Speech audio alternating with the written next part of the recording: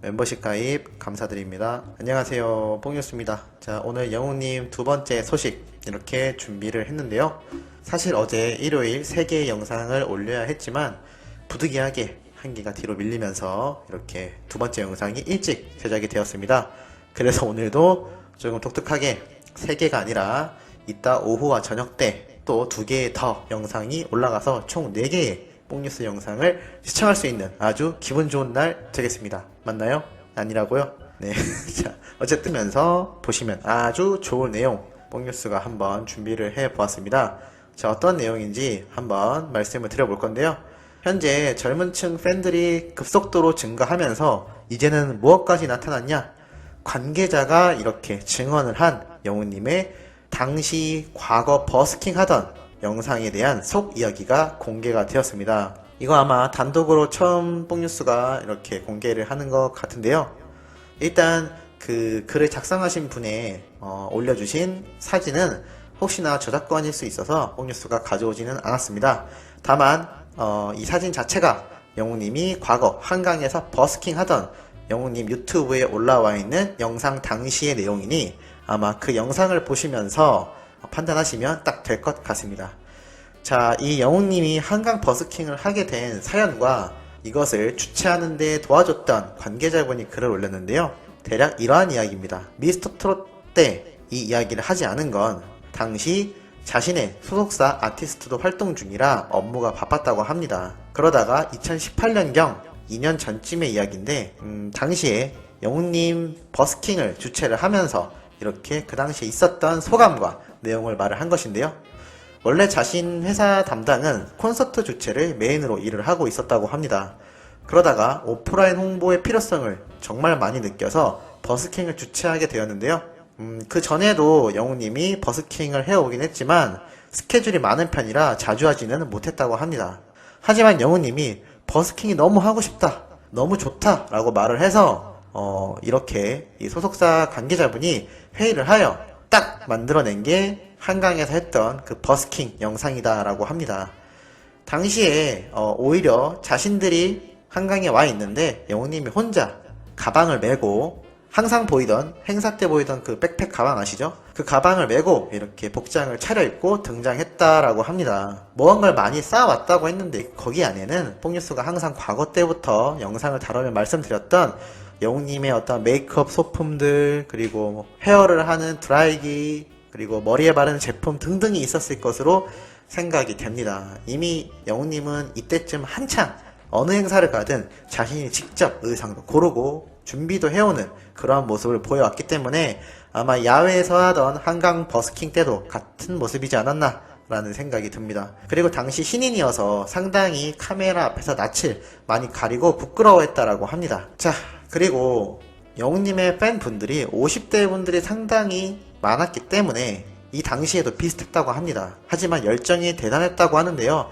매번 모든 스케줄에 따라오셨고 서울에서 하는 스케줄에도 지방에 사시는 분들이 많이 오기도 했다고 합니다. 그리고 영웅님이 이 팬분들, 아마 영웅시대 분들이겠죠. 카페에서 활동하던 닉네임을 영웅님이 일일이 다 외우고 있었다고 합니다. 그리고 그 어머니 팬분들끼리도 닉네임으로 통성명을 하는 모습을 보고 이 어린 20대로 보이는 이 소속사 관계자가 상당히 놀랐다라고 합니다. 그렇게 오신 영웅시대의 50대 팬분들을 영웅님이 사진을 하나하나 다 찍어주고 그리고 함께 밥도 사주고 이렇게 되어서 정말 훈훈하고 아주 멋진 분위기였다라고 합니다. 회식도 함께 가지기로 했다고 하는데요.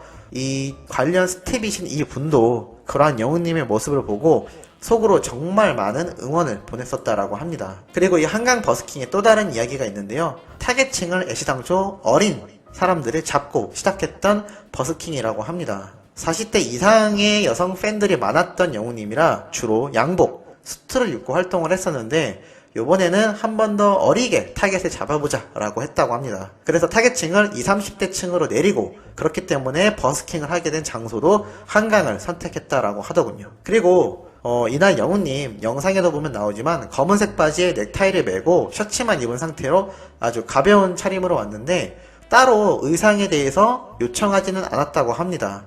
하지만 영웅님이 이 어린 타겟층을 상대로 한강에서 공연을 할 거다라고 생각을 하고선 이렇게 알아서 코디를 하고 머리도 완전히 이마를 드러낸 것이 아니라 앞으로 내려서 좀 더 수수한 스타일로 하고 나와서 정말 멋졌다라고 합니다. 한마디로 다른 코디가 있거나 어떠한 상세한 내용 전달이 없었는데도 알아서 영웅님이 스스로 센스 있게 이 현장에 맞는 분위기로 입고 오신 것이었죠.